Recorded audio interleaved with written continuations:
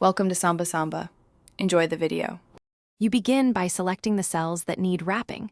Click a single cell or click drag to highlight a range.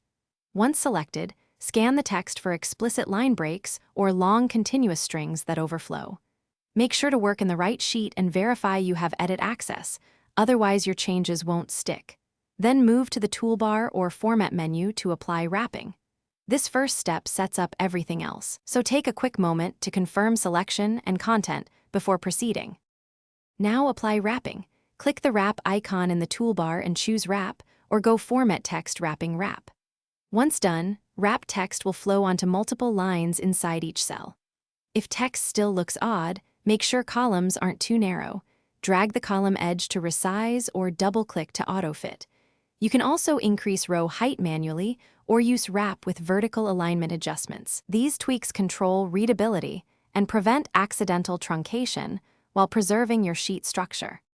Finish by fine-tuning.